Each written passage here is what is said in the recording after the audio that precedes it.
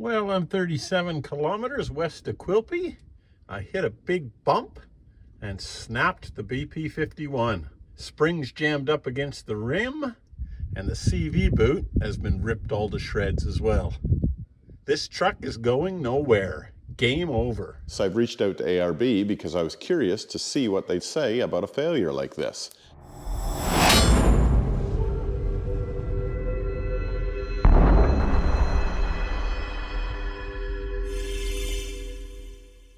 G'day Jafffa Adventures, Terry King, welcome to the channel. Well, after a little bit of an ordeal, I've got the Landcruiser here back in the shed. And if there's one thing I've learned about this so far, that RICQ Ultimate is freaking fantastic. All up, this recovery costs about $6,000 for my accommodation in Quilpie and to get the car towed from where I broke down into town and then from Quilpie back here to Brisbane, and also to get my sorry ass from Quilpie back to Brisbane. That was organized by RICQ and covered in full with my subscription rate, which is a little bit under $300 a year. So if that's not a bloody good ROI, I don't know what is. Now it's time to disassemble this front end and find out what sort of carnage we've actually got. Now you will note that that spring is resting very tight up against the rim. So I'm not going to take that tire off because I believe if I do, that could pop that spring right out of there and maybe put it through my chest. Let me get the car up on the hoist, get some droop on that spring and see what we're dealing with.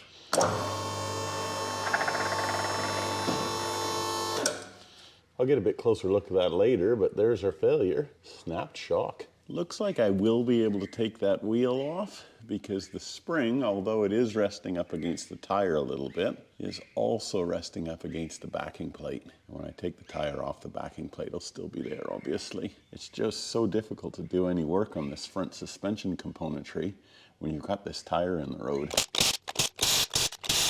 That's good. I don't feel any force pushing that tire out towards me. So I think I can take it off without getting a spring in the face. Here we go.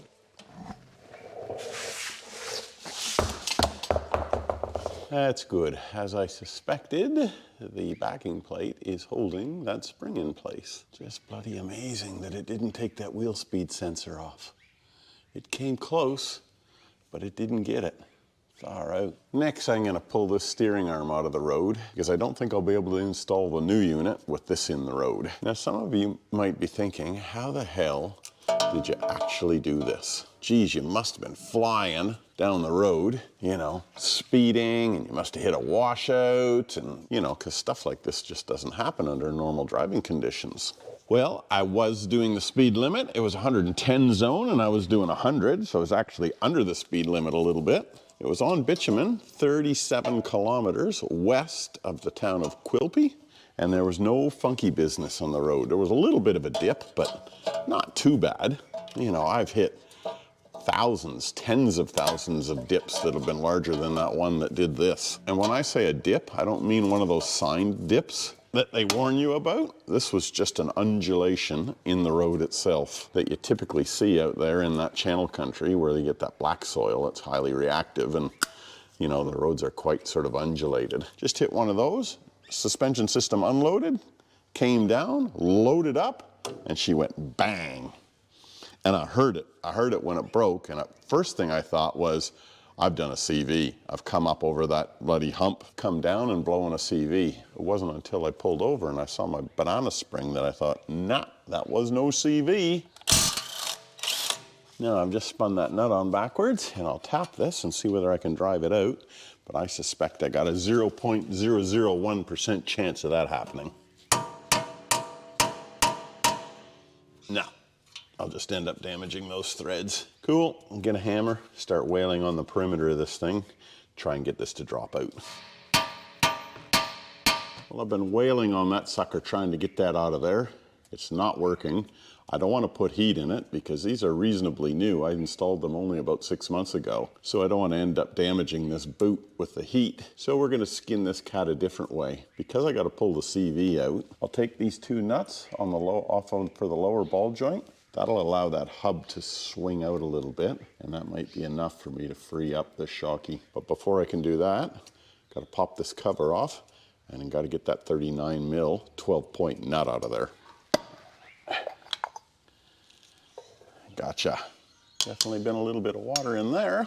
Okay, we'll remove this cotter key or split pin, depending on which part of the globe you find yourself.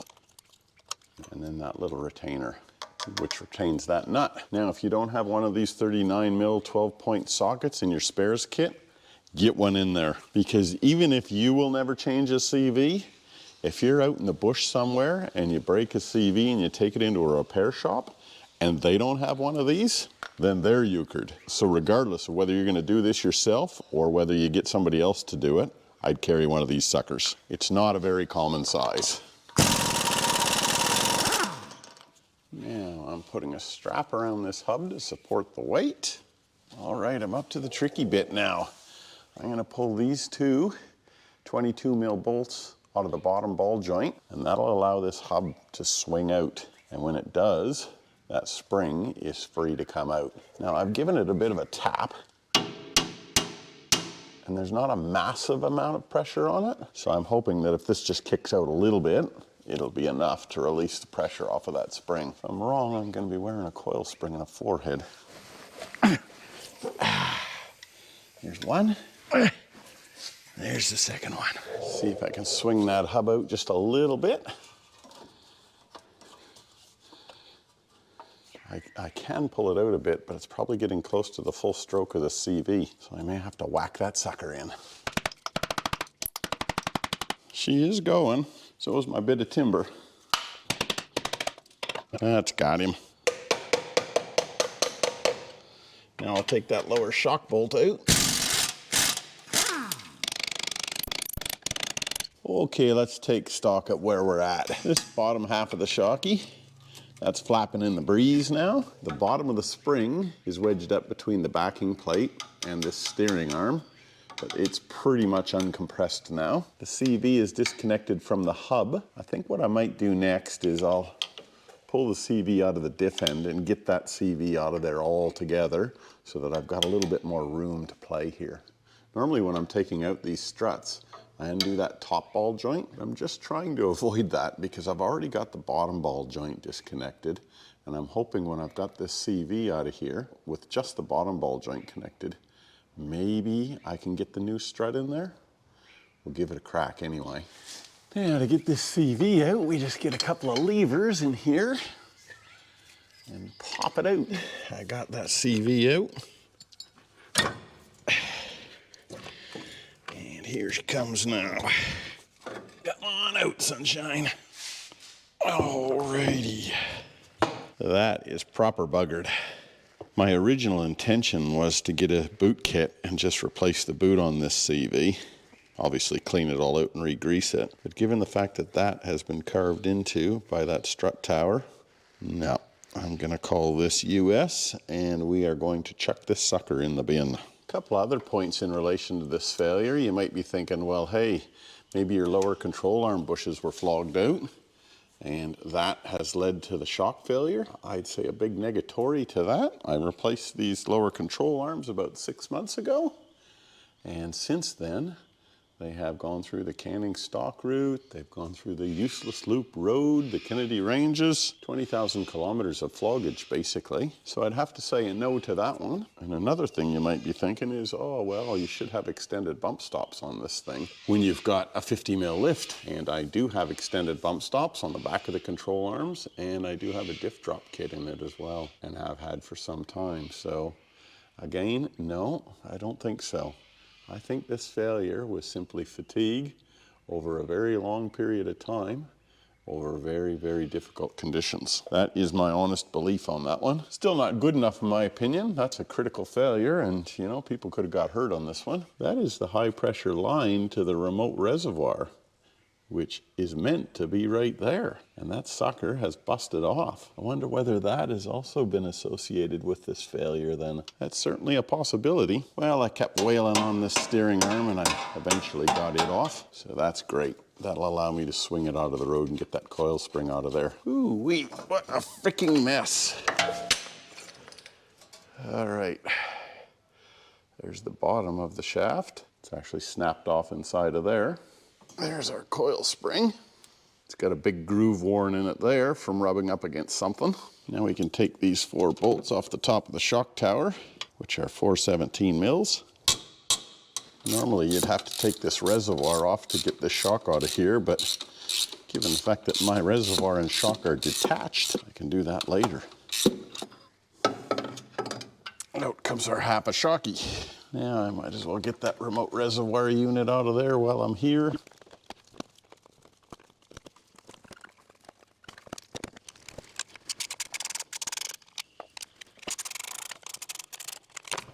There she is. Well, now that I've got everything pulling apart and sitting on the bench, let's have a look at the damage itself. Obviously, that CV boot is completely destroyed. I've got a new CV on order from Toyota, which will go into the vehicle, and I've got a CV boot kit on order, and I'll use that to replace this CV. So if you want to know how to replace the boot on your CV, that'll be a subject matter of a future video. I got a big chunk worn out of the spring here. That's obviously connected up against some rotating piece of metal, most likely the back of the rim. Same thing holds true on this piece. That's been laying up against probably the rim and wore a nice little chunk in that. And the main damage that we're dealing with is here. That there is obviously meant to be attached to that, and it is not. If you have a look inside of there, you can see where it is actually snapped off at the base, and there's where it snapped off on the shock shaft. Now that spot there is definitely the weakest point. That shaft threads into this eyelet, and it snapped off right at the very first thread. If we have a look on the CV, you can see we've got a chamfer here. That's typically what manufacturers will do to ensure that you don't get a weak spot on the metal. That hasn't happened in this case. ARB have simply cut the thread in the end of that shaft and screwed that piece on. The other thing that's happened is that this remote reservoir canister and this high pressure line has snapped off. Now I believe that that snapped off when the shock actually let go, not beforehand, because there was no blood in the inner guard area up until this critical failure. And that there is the extent of our damage. Now I've had a look at my original purchase paperwork, and these shocks are actually 7.5 years old, and they've now got 150,000 kilometers on them. And that 150,000 kilometers has not been easy K. This car is not my daily driver. The only time it leaves the shed is when it's either going 4-wheel driving or camping. So it absolutely cops a pizzlin'. Do I wish this failure didn't happen? Yeah, of course I do. But listen, 150,000 kilometers in 7.5 years, that is pretty bloody good going for what I've put these through. Regardless, I've reached out to ARB because I was curious to see what they'd say about a failure like this. Had it been a leak or a squeak or something like that, I never would have reached out to them. But being a critical failure like this, I was really interested to see how they'd respond. And here is their response.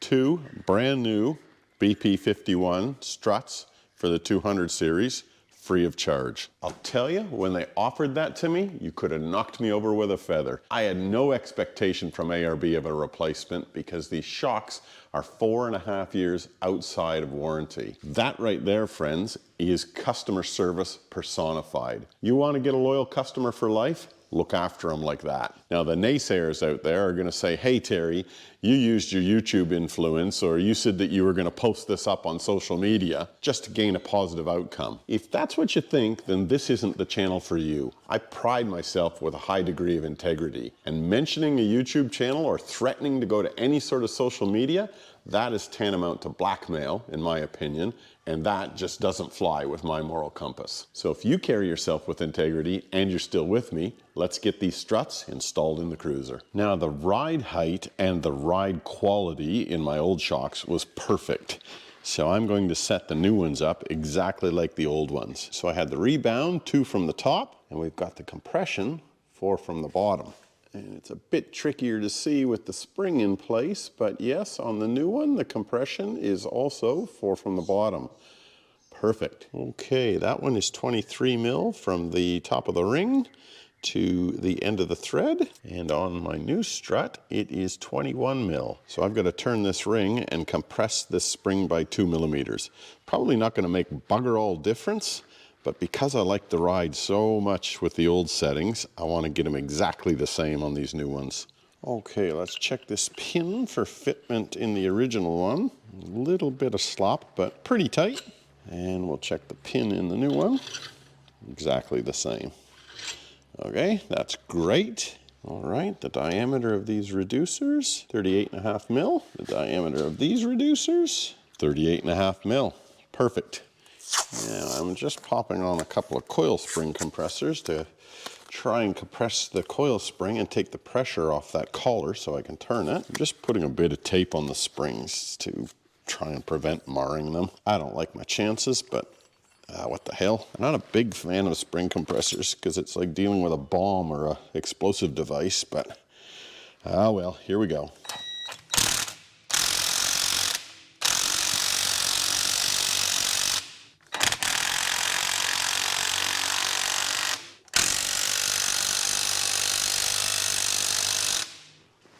Alrighty.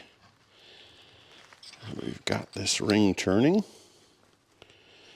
So I'll keep measuring until I get my 23 millimeters. All right, I got my 23 millimeters. So we'll take these spring compressors off and call that done.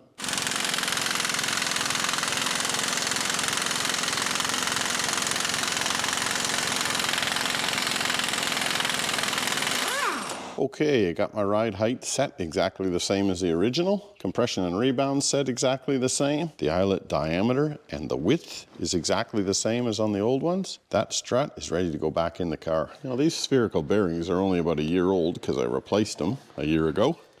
And I had a thought of pulling them out and keeping them as spares. They're squeaky and they're toast already. I scavenged the retaining clip, but the spherical bearing, you're out of here. This is the left-hand strut, and I've done exactly the same thing as on the right hand. I've made sure that that eyelet is lined up with that inlet port on the reservoir. You'll see why that alignment is important when I put that strut back in. And these BP51s on the Cruiser, there is a right and a left shock. So you gotta make sure you get the left on the left and the right on the right.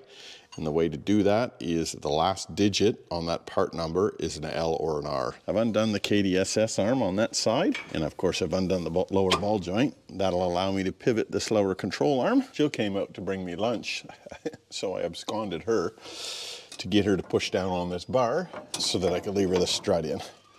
So that is all done now. Put the 4 bolts in the top, 1 bolt in the bottom, and then of course mount the remote res, yep, and we're good to go. Reservoir buttoned up. Got some good clearance on our high pressure line. I will put some corrugated tube over that as well. The 4 17 mil top tower bolts are done. Let's move down to this big sucker.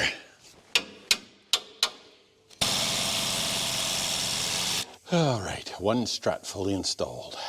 Now before I hook the steering arm and lower ball joint up, I'm gonna hook up this KDSS because sometimes that can be a real bitch to get that bolt to line up. After about a week wait, I finally got my CV from Toyota. There's your part number, 43430-60071. I'm not going to do a detailed install video on this CV only because I've already got one. So if you want to have a look at that, check out the 200 series maintenance library. The other 2 items I've been waiting for were these 2 seals. This one goes in the end of the diff, 90311-47013. This is the driver's side or the right-hand side in Australia. It is different from the left-hand side. Check out my CV installation guide for the part number on the other side. And that one goes into the end of your hub, 90316-83001. These outer hub seals are identical left to right. As you know already, I've finished the passenger side, so now it's time to move on to the driver's side. Now on the Toyota seal that they give you, they were very kind and they've already pre-greased it. So that's sweet. All right, there's our old seal.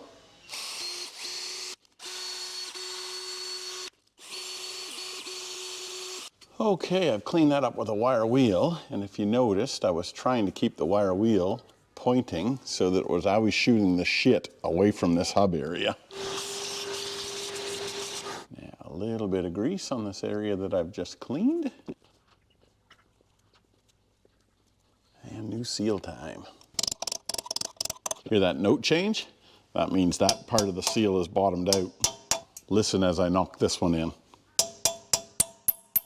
You can hear it kind of have a bit more of a solid sound. Okay, that seal is home. Let's move on to the inner seal. Just make sure my replacement is the same size. And that looks like it exactly. All right, let's pop this guy out. I've got a drip tray below this because you might lose a little bit of diff oil. There's our seal. And there's a little bit of diff oil.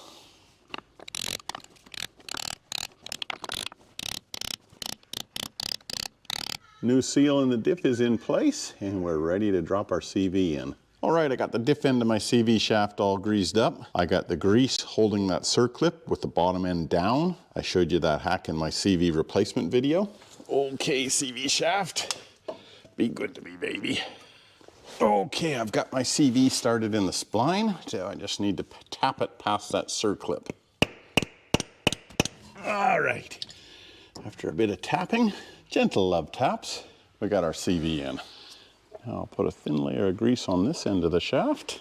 Okay, now this end, big heavy bitch of a hub. Just had to back my ratchet strap off a little bit to drop this hub somewhat. And a little bit more. That's got him. Now we'll just hand tighten that nut on there for now, because I'm going to leave this CV loose and sloppy while I put the suspension in. All right, I've got the strut sitting in there and the 4 bolts are in on the top, not tightened. How did I do it? I put this pry bar through the lower ball joint on the lower control arm, sat my fat ass on that bar, levered down the lower control arm, and that allowed me to get that strut up in there and get those bolts started. I'm going to run them down properly, get this canister out of the road, get it mounted, then I'll worry about the bottom of the shock. That little puppy goes there, and then this one bolts in here.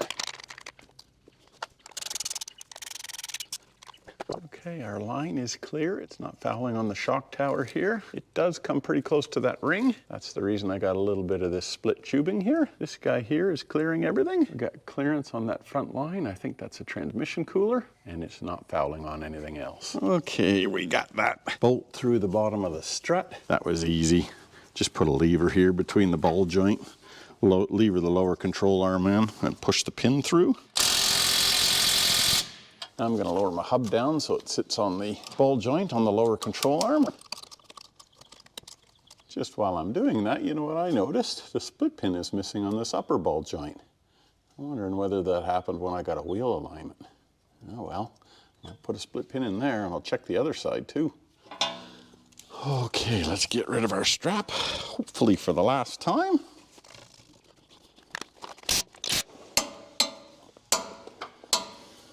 Okay, time to run that sucker down. And again, I won't go into the details about how to torque this because I've done that already in the video.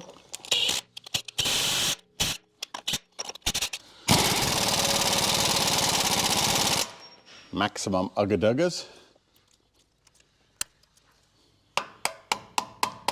Okay, now my dust cap. Okay, now my steering arm, which has already been greased. ABG'd. There we go. The head of that nut is bigger than any of the other nuts on this setup. There you go. All right, split pin done. Up the little bracket for the brake line. Okay, just before buttoning this thing up, let's do a double check on everything. The reservoir is bolted in there, all nice and snug. Panels on.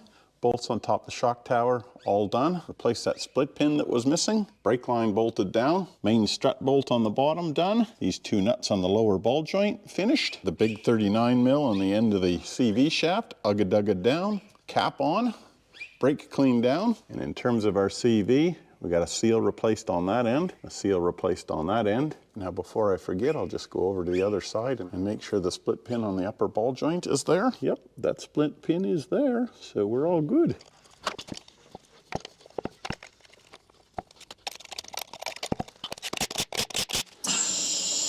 Drop them down, settle the suspension.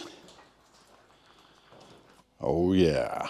One final task, it's sitting on the ground. I'll climb up on it, give it a shake. Look at that, no squeaks, quiet as anything. Now we'll do up these KDSS shutter valves. And there we go, folks, 200 series, all buttoned up and roadworthy again. I said it once, but it's worth saying again, when you've got a quality manufacturer like ARB that stands behind their products, you guys have got a customer for a very long time. And just on that point, I purchased myself a new rear suspension. Same thing again, OME EMU KDSS springs, 600 kilogram load rating, 2 brand new BP51s for the rear, and I'll retire the 7.5-year-old suspension out of the rear, and I'll have completely new suspension front to rear. Doing the rears, however, I'll save that for another video. Until next time, keep the shiny side up, everybody. Bye now.